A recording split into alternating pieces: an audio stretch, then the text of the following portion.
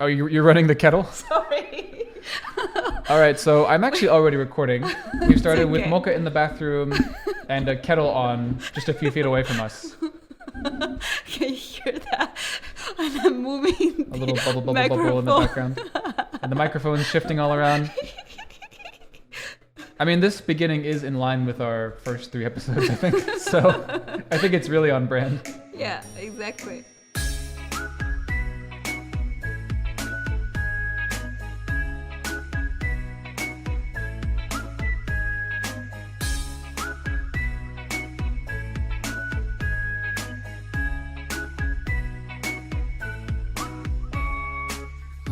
Hey, this is Matt. This is Yuna. And this is Our 3 Things, episode 4. Welcome. This is a podcast where Matt and Yuna like to talk about the things that are bringing them joy right now. And we're going to start with a quick pandemic update because I feel like this is how all of the episodes of the podcast have gone so far. We are in, what week are we in now, Yuna, in Sydney? I'm losing track. It's like we're entering week 4 now, I think. Right? I think that's right. I think so, right? At least week 3 of like the hard lockdown. I think so, yeah. So we have 2 more weeks until end of July.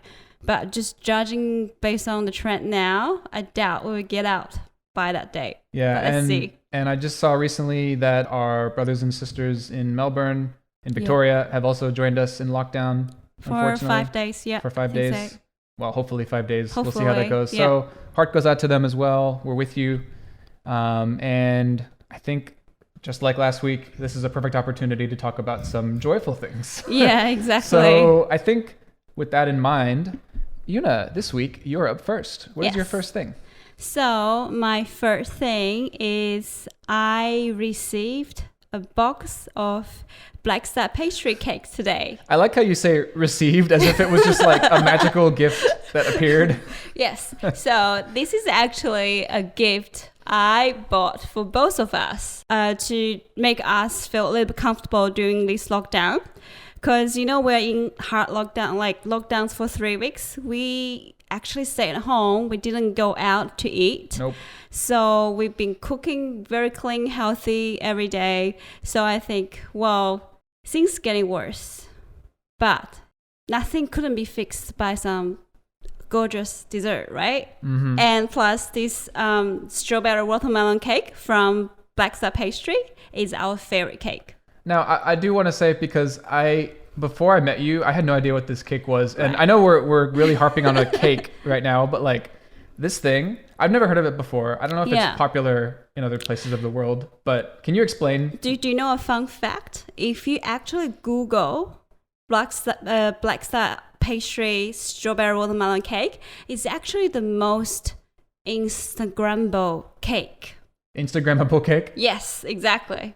So basically, it's a cake with different layer of watermelon in between, and I think it's like sponge soft cake, some rose cream, and some jelly-ish thing on top with rose petals and pistachios. It's a very fancy looking, pretty cake with fresh fruit. Yeah, and it makes your birthdays very easy too, because I know every year what cake I need to buy you. It's super tasty, yeah. Yeah, and the thing like it makes me exciting is normally this shop, they don't do delivery to all the area in Sydney. So because this lockdown, they actually do delivery to the entire Sydney area. So I was so excited and I said, great, awesome. And then when I saw they have a selection of 6 signature cake from their shop, like I said, awesome. I probably only tried 1 or 2 cake from that shop because I always go back to the watermelon cake. But I said, okay, that's a good chance to try 6 of them. Yeah. And plus we're in lockdown, and so it's nothing better to do than eating cakes. I mean, there's never a bad reason to try 6 different cakes. Yeah, exactly. In my opinion. And the cakes is not only tasty, it's also look very pretty as well. Like it's definitely worthwhile picture for Instagram for sure. Awesome. Matt is not interested in taking No. pictures of food, No. which I'm actually a big fan. Do you want to open that can of worms? No. Let's leave for next time, right? Yeah, there we go. I will say, like, when Yuna says that these cakes that she bought are Instagrammable, there's already been multiple social media posts about them. We haven't actually eaten any of them yet. Exactly. They went out for the picture for their photo shoot, and then went back in the cozy fridge. Yeah. But they will get eaten. Don't worry. Yeah, don't worry. In fact, they're our dinner tonight. Well, you don't have to tell the crowd that, but but yeah, they probably will be our dinner. Yeah. So that's the first little things that make me feel joyful for today and this week. Yeah. So what's your first thing? My first thing, I actually told you about this earlier this week too. It is so it's not Monday. If it was Monday, well, it's Saturday when we're recording this. I'll just say this is my man crush Saturday. Yeah. It doesn't sound as good, but this is what this thing is. So my first thing is Henry Cavill. Yeah, he's hot. Okay, hang on. You're going to get ahead of me. He is hot, but you're jumping ahead of me a bit. Okay. So Henry Cavill, specifically what brings me joy this week is an interview that he did for season 2 of the Netflix TV show The Witcher, which for anyone who's not familiar with that, it's a fantasy series that picked up by Netflix. Made by Netflix, I should say, based off of a series of books as well as a video game series, a very popular fantasy game series. So this interview, the reason that it's my first thing and that Henry Cavill, I guess, is also my first thing, there multifaceted things about this, and I'm going to cover each one by one. Number one, you already kind of stole away from me. Yeah. The man is attractive as hell. Very attractive. He's, do I even need to say anything more about that? No. He's just very attractive. Number 2 is the voice. Yeah. So I'll put a link to the interview that I'm referencing in the show notes as well. So I really think you should go listen to it, even if you have no interest at all in the TV show The Witcher. Can you describe his voice? How it makes you feel? How it makes me feel. Exactly. This is a G-rated podcast, Yuna. Okay, make it a family friendly. Please. No. It's more just I would. So I have this app called Calm that I sometimes use, which is it has like these bedtime stories read by celebrities. It sort of like help you go to sleep. Is he one of them? I don't think he is one of them. I need to check. But if I would say, like, I would buy that app if all of the stories were just read by him. Wow. Let me say it that way. Maybe like half and half between him and Benedict Cumberbatch. Wow. Maybe I just have a thing for like deep British voices from men. Wow. I don't know what. That's a big man crush. Yeah. But number 3, and this is the big one. He is a huge nerd. Of course. Like massively. No, seriously. So, I mean, not only does he play, so okay, let's run this down. He's played Superman, the Man of Steel himself. Yeah. Of course. That's a nerd icon right there. He's played Geralt from The Witcher, which I still need to get you to watch because it's an amazing fantasy show. Yeah. He's played Sherlock Holmes. Not in the Sherlock Holmes series, in Enola Holmes. Yes. But still, he's played Sherlock Holmes. Okay. And he played the hell out of him. Okay, give you that. He's also played a character in The Tudors, which I haven't actually watched that show, but I have watched a couple of clips from it. And he's pretty great in that as well. So he plays all of these roles. In the interview that is going to be in the show notes with for The Witcher, the upcoming season 2, he talks about this a bit more in detail, but like he loves video games. He loves like D&D. And there's this weird thing going on right now with Dungeons and Dragons, which is, we haven't discussed this yet, but I'm also a huge D&D nerd. But there's this thing where there's these really like manly men actors. So like Vin Diesel is actually one. What's the other? Joe Manganiello, and then Henry Cavill. That's sort of like the holy trinity in my mind of these dudes who play this game, and they're not someone that you'd think of doing that kind of stuff. Are they all playing together? I don't think they've ever played together. I think if they did, the world might just implode. Yeah. Or D&D might come to life or something. But maybe they should have a D&D stream. Oh my gosh, that would get so many views. I would watch that. But he so just a bit more specific about the video, the interview that I watched. It's about, again, like the show The Witcher, which is based off video games and books. Before he ever starred in the show in season 1, he played all the video games. He knew like really in depth about these, and they're very long games. How long are they? I mean, the most famous one, which is The Witcher 3, which I haven't actually played that much. I only played a little tiny bit. It can last like 100 hours. Like it's a really deep role-playing game. Yeah, it's very deep. So you must be loving it and playing it till the end, right? Yeah, I mean, a lot of people, like, I think that's what he did. Like, he's literally played, I mean, way more than I ever played of it. So did he play because of he knows he's going to play the character? No, so he didn't know that. He's been playing video games. According to him in the interview, he's been playing games for, like, ages, since he was, like, a kid. Like, these, like, really role-playing kind of games. That's interesting. And he's read all of the fantasy books as well. And these are, like, very, very fantasy, like, monsters and magic and all this stuff. Wow. And what I could summarize about why I love this guy so much is because as a nerdy kid who, you know, read fantasy books and played video games and, like, went to the Renaissance Fair and owned a sword and, like, all of this stuff. You have a sword? Well, we'll gloss over that for now. I don't have it anymore. Not anymore. This is a long, long time ago. Okay. But all of these things, Henry Cavill is what you sort of, like, fantasize that you wish you could be when you're a kid, like that. Like, you want to be, like, a big, good-looking, strong, still, like, hold on to your nerdiness, I guess, and still play video games. Yeah. And he just, like, hits all those boxes. One of my favorite moments in the interview is, so there's a graphics card for a computer. You know what that is? Yeah, I do.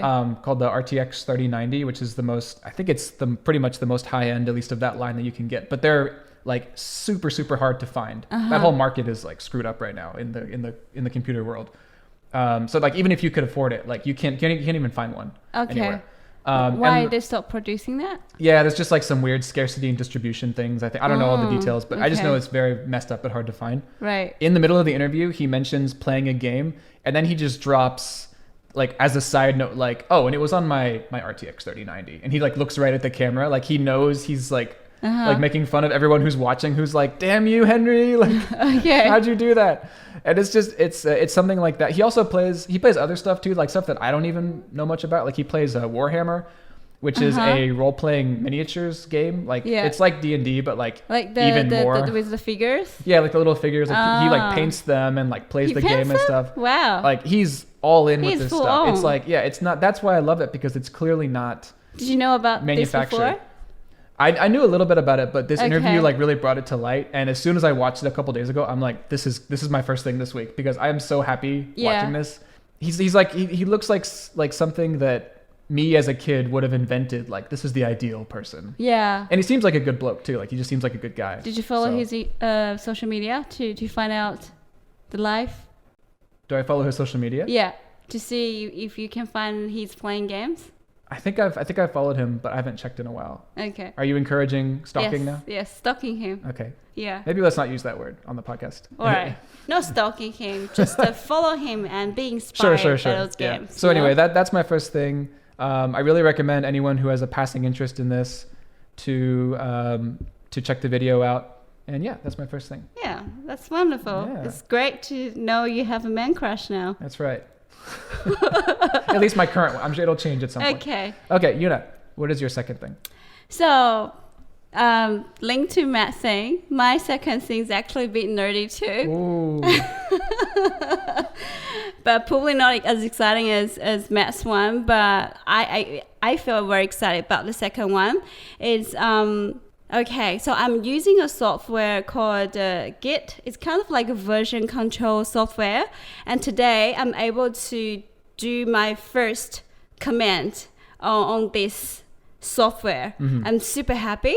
The reason for that is my background is not software engineering or computer science. I'm just learning this new tool, version control tool, from scratch. And because I don't have a computer science background, sometimes when I have facing issues when I'm doing those codings, when I go to Google, there are so many instructions there. It's really simple probably for people who are doing computer science, but for me, it doesn't have that background. I literally took the word by word. So there was a code line say, you should enter these 3 words, say git, push, brackets, feature. I literally just put this code into my command line and nothing happens. And I've been Googling around what's happening, what's wrong, and I'm trying to replace different things. And after an hour, I figured out the bracket with the letter feature, it actually means replace the entire thing, including the bracket, with the right file name. But in fact, I didn't know about that. And when Matt comes to check on me and say, why, Yuna, you're working on this thing for almost 4 hours. what's happening?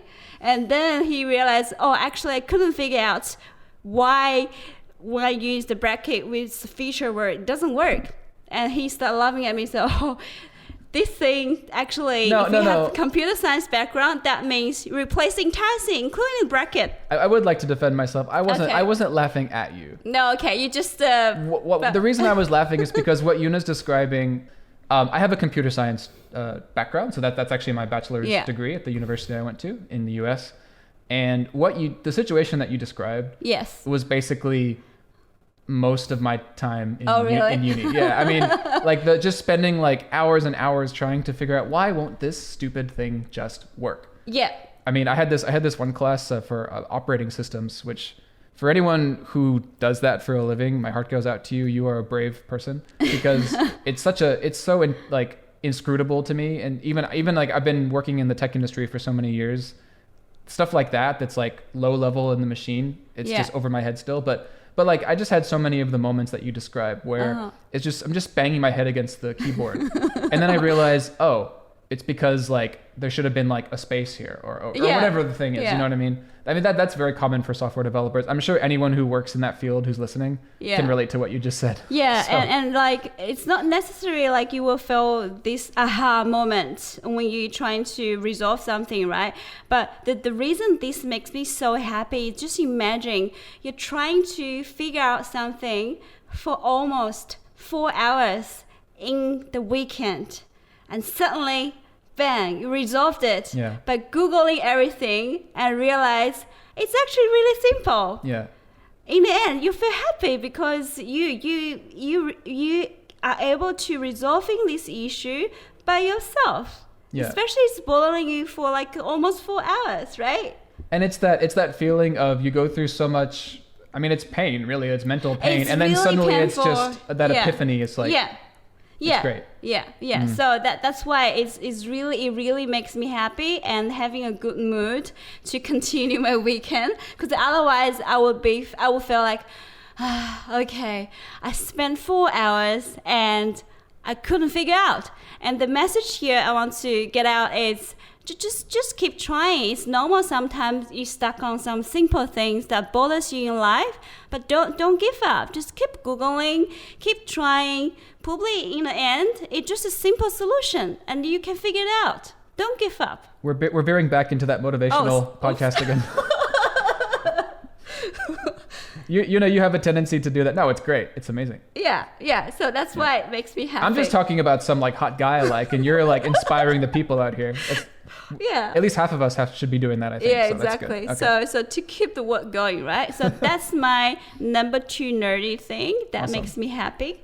So Matt, what's your number 2? So my number 2, this is something that I've been wanting to talk about for a while, and I finally got around to thinking about this in a bit more detail. My number 2 thing is hanging clothes outside to dry. Why this makes you happy? It makes me happy. So there's a few reasons, and I delved into some of the science behind this just a little bit because I was curious about why. But just more broadly speaking, this might be a weird one because for people who have been hanging clothes outside to dry their whole life, you're probably thinking, okay, why is that? Like, that's just a regular everyday chore. Yeah. So to me, for some reason, when I first moved to Australia and I saw people hanging clothes outside, it blew my mind that people did this because I associated it with, well, basically, let me maybe back up. So when I was growing up in the United States, I never saw anybody do this. So maybe how are you hanging clothes? How do you get clothes you dry? Don't. People didn't hang their clothes. Just everyone used dryer for everything. Everyone US? I mean, everyone that I knew, like at least where I lived. Yeah. Right. I mean, there might be some areas that still do it. Even when you're living in a house? Yeah. I mean, when I was growing up in a house with my family. So you don't have clothes lying in the backyard? No. Oh, no clothes that's lines. Interesting. Yeah. So the idea of hanging clothes to dry outside, I think I saw my mom do it like maybe once or twice. Yeah. And that was because the dryer was broken or something, or we were just trying to dry like more things than it could fit in the dryer. Yeah. But we had like a massive dryer and a huge washing machine. And it pretty much did everything for us. So I associated drying clothes outside on the line with like the 1800s or something, like people doing it before dryers were invented, basically. Yeah. So only when I came to Australia and I realized people do that everywhere. I mean, I realized later after traveling more that it's not just Australia where people do it. It's like a lot of countries that do it, but I never saw it. The reason I like it so much is there's really a few reasons. And I actually, there's an article I found on bhg.com that kind of summarized some of them. So I'm just going to run through these, and I'll put a link to this as well in the show notes, but these all pretty much resonate with me. So air drying clothes outside uses less energy, obviously, saves money, and so it makes it's good for the environment. And it's good for the environment, exactly. So, that's always a plus. Yeah. It prevents static on fabrics, which I never thought about that, but that's true. So static, you know what that means, right? Like where the clothes like cling together and then you can shock yourself and all that. Yeah, and like it creates less damage to your clothes as well. Exactly, yeah. So that's one of them. Very expensive. So it extends the lifetime of the clothes, which is another thing I just never thought about that because I just didn't know that was an alternative. And it gives them a nice kind of fresh smell. Yeah, don't you feel like if you hang anything, your clothes, your blanket under the sun, you feel it's warm and fresh feeling. The sun is hugging you. So right. You say the sun is hugging you? Yeah. That's very poetic, yes. Well, I'm glad that you bring up the sun. So I was curious about that because I'd heard like sunlight actually has some properties that are very useful for that. And I found on another page that I'll put in the show notes, some more scientific actual data and scientific studies about this. Yeah. So there's just a couple quotes here that I do want to read through. So about sunlight. So scientists have found that exposing a bottle of water to sunlight for 6 hours is an economical way to provide developing countries with safe drinking water. So that's pretty insane that like a sunlight can actually just clean water. Clean water, kill germs. Yeah, exactly. Yeah. The disinfecting properties of sunlight can also be useful around the house. If you have an object that you can move outside, the sun's rays can help disinfect it. It also goes on to say you can get out stains out of white laundry and brightening them if you use something like lemon juice or vinegar and then exposing that to sunlight. There was even a time, there's further down in the article, there was a time when sunlight was used to disinfect hospitals. And there's another line here that I thought was pretty funny. So they also mentioned that exposing armpits to sunlight would kill the bacteria that causes odor or smells. Really?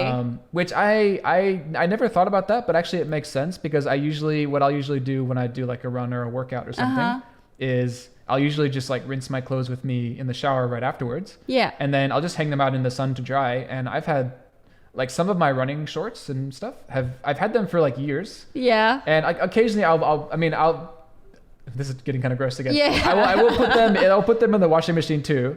But in between that, if I do that too often, then they're going to wear down. They won't last as long.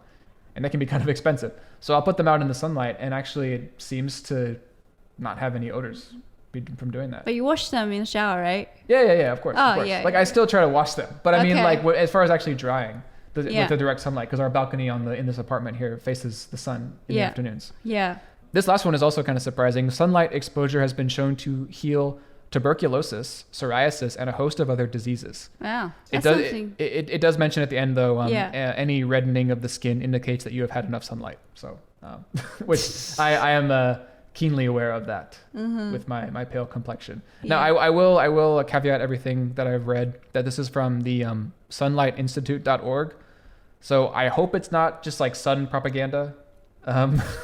Why sun is a propaganda? It sounds legit. Well, I mean, it's a Sunlight Institute. You never know what angle they're going for there. But anyway, I just thought that was kind of cool because I think for people who have done that their whole life, you don't really think about it. Yeah. But it's nice like to bring in clothes and they all smell fresh and yeah. So it's like I can echo you like from when I grew up, like back in China, it's very common to hang your clothes in the sun. And I remember like when I was a kid. I think it's in winter. My mom would hang the winter blanket outside to expose that to the sun for the whole day. And we get it into the house after sunset. And the evening when you use the blanket, it's just so warm and you feel like you were hard and you're by the sun and like by your mom, so it's so good. Oh, that's such a nice memory. Yeah, and my mom's telling me like it's good that you always take your blanket out under the sun because it kills germs. Well, she's right about that. Yeah. Cool. Awesome. So that's my second thing, just a little one, but it makes me happy whenever I bring in the clothes Yeah, and I feel like it's lucky here we can do this in our apartment because not many apartment allows that in our area. That's another topic. That's a whole other can of worms. That I don't know if our building technically allows it either. Like if you actually look at the strata. But we live high enough. But we live high enough where no one. Well, but not only that, but I'm pretty sure most buildings don't allow it. I don't think I've ever seen a building with like less than 50% of people doing it anyway. Like even if it's not allowed, is what I'm saying. Exactly. So, I don't even know why. It tends to be in like the bylaws for the apartments here, but people do it anyway. And they should keep doing it. Yeah. So that's my second thing. Yeah. Yuna, what's your third thing? So my third thing is today is actually the final day of my 6 weeks fitness challenge. Woo! Ooh, I finally finished that. Awesome. And I feel so excited because, as I've mentioned in the previous podcast, I stopped exercising for almost 2 years. No exercise. So I haven't done any exercise program for almost 2 years. And you know, when you start doing a exercise program, it's so difficult from zero. Like your fitness just drops so quickly. And for the past 6 weeks, I literally followed every individual exercise in the program. I've never missed one. Yeah. And 6 weeks straight. Yeah. I've straight. watched you do it. Yeah. I'm so happy. And there's even one time like I forgot to do the exercise. I tried to do the evening. So I did that at 11:30. It was after I went to bed actually, and you told me the next morning that you stayed up and did another exercise. I know, and like on top of that, we have been trying to eat healthy food and trying to eat clean, and in the end, I see the result because comparing to the start, I've lost almost 3.5 kilos in 6 weeks time, which I'm so happy because when we all went to lockdown, like I have gained almost 12 kilos. Yeah. Now I at least lose 25% of them, which I'm really, really happy. And that makes me feel like if you stick to the program, trying to eat healthy, you can do it. And even if you haven't exercised for almost 2 years, you can pick it up. You can always go back to it. You can always go back to it. And now I feel more lighter and happier. Because I remember I mentioned to Matt before I start doing the exercise program, I constantly have shoulder pain because of my work. I have a desk job. I sit in front of a computer at least 8 hours every day for 5 days. And so I constantly have shoulder pains.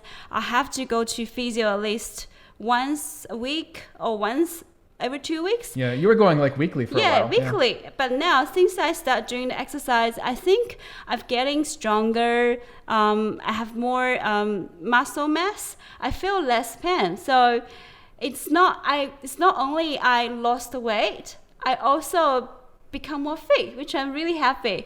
And as soon as I finish the exercise, my last exercise today, I have enrolled for the next 6 weeks program, and I'm looking forward to that. You know what's funny about that? Yeah. You immediately enrolling for the next program is so in parallel with like the running community, like what I have done before. Yeah. Like after I ran my first marathon several years ago, I immediately looked up online and was like, okay, what's the next one? Yeah. Which I think that we share that mindset, which I love. Yeah. Because the thing for that is, for me, I see the result after first 6 weeks, right? And I have a goal for my fitness, and I want to see if I can achieve that. Yeah. And that's the one thing I want to do this year during this lockdown. Like if I can't do anything else, go traveling, go visit my friends, do other things, I'm going to get my fitness level up. Yeah, that's the beautiful thing is you can compare last year's lockdown to this one, and it's like the polar opposite too, which is great. Yeah.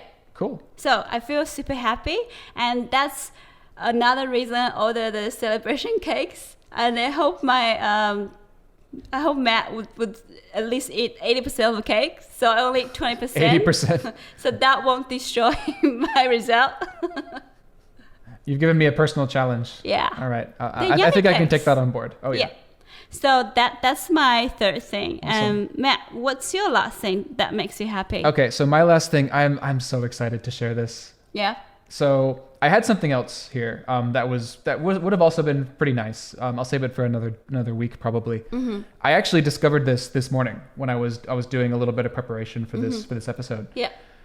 It's so absurd. Okay, so my third thing is Daniel Piechnik, and you're not gonna know who that is. You're not gonna know who that is. I don't think most people was gonna know who that is. Yeah. So I was looking at an article totally unrelated to Daniel this morning, and I saw an ad, like just a Google ad, and I'm gonna read it to you. It's just a text ad. It was all text. So there's a headline, it says "Girlfriend Wanted." Normally, if an ad starts that way, you think, okay, it's like one of those like trashy, it's like a weird dating site or something. Yeah. But here's the full text. I'm just gonna read it. It's not very long. You might have seen my ads before. I haven't. I have never seen them before, but thank you, Daniel. I've got a new website now and lots more to say. I'm a kind, outgoing, successful guy. I live near Adelaide CBD. So for those not in Australia, Adelaide is a major city in South Australia. Yes. Capital, I think, of South Australia. Capital city, yeah. So continuing, I'm an intellectual type and I'm seeking a fantastic relationship with an intelligent young lady. I haven't had a partner before and I'd like to find someone in the same position as me. That's not many people these days. If this is you or someone you know, please come in. And then the URL is singleguyfromadelaide.com. Now, when I read that to you, Yuna, what is your first impression when you see that? If you saw that when you were scrolling on another site and you saw that, what would you do? I would be skeptical, but Okay. I would be intrigued to click the website to see what's in that website. You would click it? Yeah, Okay. because that's interesting. I mean, like, I clicked it. So yeah, I clicked because it into it. seems like if a guy create a website And also, just to find a girlfriend, no, not just so. that's interesting. I want to see what this guy wants to say. I'll get into the website. It's not, but the website is part of my thing. This whole package is my thing. I'm obsessed with this man. The thing that is so amazing to me is the ad. And I don't know why I got the ad. I guess it's not targeted very well. Google needs to work on that, I think. Yeah. But anyway, that aside. So if you go into singleguyfromadelaide.com, yeah. it's literally, I mean, it's what it says on the tin. It's very straightforward. I'll link this in the show notes as well. It's mostly text except for 1 2-minute video of Daniel just sort of talking in front of the camera. Yeah. He looks like a good looking guy. You know, he talks about where he lives, kind of sells Adelaide a bit, mentions as a sort of coronavirus extra bit of the site, if you're a potential partner from overseas, you can come to visit once things return to normal, which will be a few months. Until then, we'll have plenty of time to get to know each other. That's great. He links off to his work profile, which is a buck wild ride. I'll get to that in a second. He lists his personality. He's an INTJ. Great. Confident, INTJ? positive, outgoing. It's a Myers-Briggs personality type. Okay. I don't remember what they all stand for, but Yeah. a lot of people use them for dating profiles, I think. He does mention, I'm not secretly some awkward weirdo who no one wants or someone who has social problems. Given the circumstances, you could be forgiven for thinking precisely that, so I don't mind clarifying. Smiley face. I've had more than my fair share of interest from women in my social circles, if that's any gauge. I'm very normal and sensible in all the ways you'd want, but interesting in other ways. And Daniel, you are interesting in so many ways. He's 41 years old. Okay, I'm going to read a lot of this because it's so delightful. I want to make it clear. I'm not ragging on this guy. I don't want to like say this is like a defamatory thing about this Daniel Piechnik. So I've never seen anything like this before. Yeah, but I think it's pretty. Actually, I'm checking this website right now. You're looking at it too? Yeah. Should I start packing my bags or? No. Okay, no. all right. You're still my favorite. Okay, perfect. So I think like he actually has put a lot of effort in those descriptions. You know, it's much better than those online dating profile. People just put 3 words or no words or just pictures. One thing looks like he's genuine. Like he really wants to look for a partner. He thinks it's pretty cool. Yeah. And one thing I love is if you go to this site, he allows comments, which is very brave. I mean, this whole thing is pretty brave, but the fact that he lets random people anonymously comment is something else. But I was scrolling through and like it's the internet, so of course there's going to be a couple negative things and some off the wall stuff. But for the most part, like 90% of the comments are like supportive, saying, "Oh, this is amazing. Good luck. I'm already taken, but this is amazing. I would if I was single." Everyone's saying like, you had the balls to advertise yourself. best of luck, king, you deserve the world. Like, there's so much supportiveness. Yeah, I would support him. It's not what I would expect from like something like this on the internet. Why? Because the internet tends to be really mean. I mean, that's really the main reason. No, but I think like people can relate, right? Because nowadays it's so hard to look for a partner. Yeah. Everyone's getting busy, and it's just so hard to meet new people, especially in his age when you're getting older, right? Yeah, that's true. Because you have your set of group friends. So it's actually really brave. That's true, yeah. But you know what? The more I look, I may think, yeah, he does want to look for a partner, but probably he wants to promote his business too. Well, and this is okay. I'm going to move. So he also has like danielpeachnik.com, which links from the singleguyfromadelaide.com. I'll put all these links in the show notes. So in his personal stats, some of it's his business, but there's also other things going on here that, like, Daniel seems like, this is where it gets weird to me because he has a lot of interesting credentials. So he's from Adelaide. He's always been there, according to him. He's actually, according to him, he's the number 2 food blogger in Adelaide, according to Urban Spoon. So foodie. Yeah. That's a plus. Yeah. He had an education of 2 years of genetics at Adelaide University. I'm not totally sure. I guess that's like a science-related field, a STEM field. I'm not totally sure. He was a member and former state chairman of Mensa. Okay. Now, this one is my favorite. He's actually the 2014 Australian Scrabble champion. Yeah. I don't know if you saw that. But yeah, he's got a lot going on. He's also a board game designer. He just recently finished a Kickstarter. He's got a whole section on his political values, his name and his background. I mean, it's very extensive. He likes to make ambigrams, which I've never heard of, is a word or name written that it reads the same when turned upside down. Yeah. And he offers commissions to do that, I think. It's not totally clear. Uh-huh. There's just so much to this person. I feel like what amazes me, there's so many things that are great about this, but what I love about it is that he's managed to summarize himself and make him sound, even though this is like very non-standard way to go about what he's trying to do. Yeah. Everything about this makes me want to get to know this guy.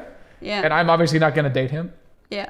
Because I'm taken, of course. Of course. And Henry Cavill's next in line, obviously. Yeah, obviously. But he's number 3. Like, he's third in line, I think, at this point. Because, yeah, like, he's putting himself out there.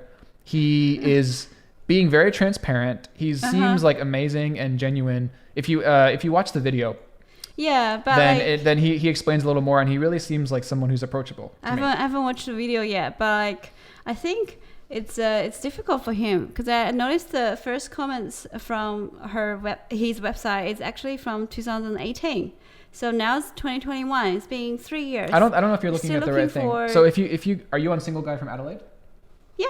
No, I think you're looking at the wrong thing. The most recent comment is from a day ago. No, most recent, but I was checking the first comment. Oh, so you're talking about how long I'm just saying how long he has been looking for love. Oh, no, it's been open since 2017. I forgot to mention that. Right. Yeah, he says that somewhere in his other website. So that's a long time. So if you go to his website section. So in his danielpeachnik.com.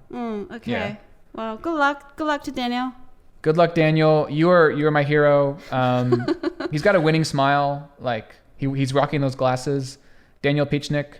You know, if there's any single ladies from, according to him, anywhere in the world, and you're interested, look up singleguyfromadelaide.com and get in touch with Daniel. God, I love this guy. I'm obsessed with this person. Seriously, like I'm wondering, did he hire you to promote this? No, he is okay. Here? No, nothing we talk about is ever sponsored. We'll call that out if it is. Okay. I am just like upset. This is, you can consider it a grassroots campaign that I'm just leading the charge for Daniel. Just to try to find love for Daniel. Yeah. Oh man, Daniel. But ladies, make sure you do your own research. Make your own judgment. No, he's fine. Daniel's my dude. Daniel's my dude. Okay. No, actually, Yuna's right. Please do your research. Yeah, please do your research. Please don't take Matt's words. Do your research. Take your own risk. Make your own judgment. But good luck, Daniel. Good luck, Daniel. All right. Obviously, that's the last thing of our 3 things. We understood Matt's 2-man crush, which is wonderful. But he's straight. He's straight. I'm still allowed to have man crushes. Yes, you are. I think I can list 3 now. 3? Yeah. Viggo Mortensen is still on there. Who? Aragorn from Lord of the Rings. Oh. He'll always be on there. Okay. He's always been on there since I was like a little kid. Like, right. Oh, that's the guy I want to be. Yeah. Now Henry Cavill and Daniel Peachnik. That's my top 3. Who is the top one? I hope it's Harry. Please tell me it's Maybe Harry. just like combine all 3 into one, and then that's perfect. Really? Yeah. Oh, okay. Give me a Henry Cavill who has also played as Aragorn in Lord of the Rings and is the 2014 Australian Scrabble champion. Yeah, that's Matt's Fantasyland. That ticks all the boxes. Yeah. Who wouldn't want that? All right, that's our 3 things for this week. Just a couple quick things. So I believe since we last talked, this wasn't the case. But since then, we're actually on a few more platforms. So we're on Apple Podcasts, which took a little bit to get on. But we're finally on there and hosted, and you can search us up. If you're enjoying the podcast, it would help us a huge amount if you could go on and give a rating, give a review. Even if you don't like it, give it a rating and a review so we can get feedback and hear from the people. What else? And for our audience, if we have any audience from China, exciting news, we're also on the Chinese platform 喜马拉雅. It took us a while, but we get there. For our massive Chinese audience. Yes. Global domination in the R3 Things podcast. Yeah. And anywhere you are in the world, I believe it's not blocked in China, you can go to our3things.com. That has all the episodes and links to where else you can listen. You can also, if you're so inclined, you can reach out to us directly and you can share something that's making you feel joy this week, and we'll share it on the show if we get those in. Yeah. Let's spread the joy to the world. Make the world a better place. That's the goal. Happy is place. just making just adding a little bit of joy to the world. Just little things. Joy to the world. Okay, I'm not gonna do that. And we're all the social medias, R3 Things. You can search it and find us, and all that good stuff. Yeah. Anything else, Yuna? No. All right. I think we can wrap it up. We can wrap it up? Yeah. All right. Well, with that, we'll see everyone next week. And always remember, our 4th thing is you. Bye. Bye. 手中要歌声化，刀锋千转蜿蜒成花，生命中的他是桥旁梦出人家，春风绕过发梢红纱，刺绣灯塔，眉目刚烈内座。